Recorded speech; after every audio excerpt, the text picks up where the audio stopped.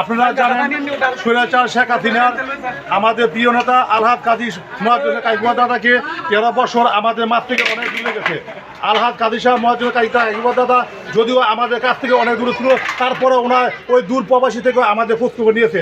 আপনারা জানেন ওই মিথ্যা ষড়যন্ত্র মামলা থেকে কাজী সাহেব মুয়াজ্জেম কাইকুয়া দাদাকে খালাস পাওয়াতে আমরা আগামীকাল একটা রেকর্ড খুব সারা বাংলাদেশে একটা বিশাল একটা রেকর্ড হবে যে ঢাকা শহর রাজপথ মুরাদনগর আলহাজ কাজী সাহেব মুয়াজ্জেম কাইকুয়া দাদার আগমনে মুরাদনগরবাসী প্রস্তুত।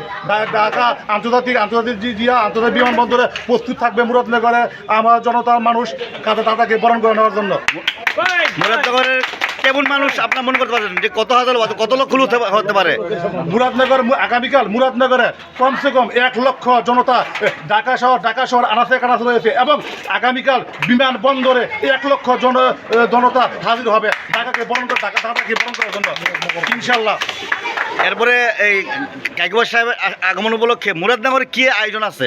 মুরাদনগরে আপনারা জানেন দাদাকে আসার উপলক্ষে আমরা মুরাদনগরবাসী 22টা ইউনিয়ন থেকে দাদাকে বরণ করার জন্য আগামীকাল আমাদের রামচন্দ্রপুর উত্তর ইউনিয়ন থেকে আমরা প্রায় 16টা গাড়ি যাবো, 16টা বাস যাবো। 16টা বাসের মধ্যে মিনিমাম 900 লোকের আয়োজন খাবার আছে। 900 জনের খাবার 2 বেলা খাওয়া হবে।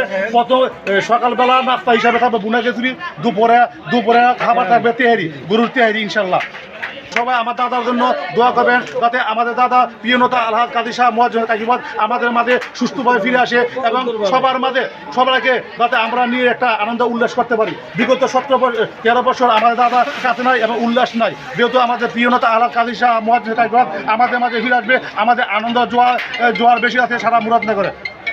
ধন্যবাদ।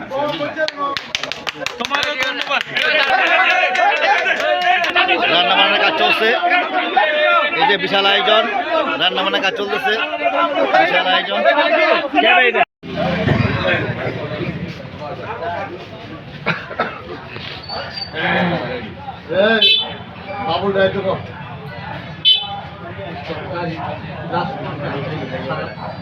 সাড়ে পাঁচটায়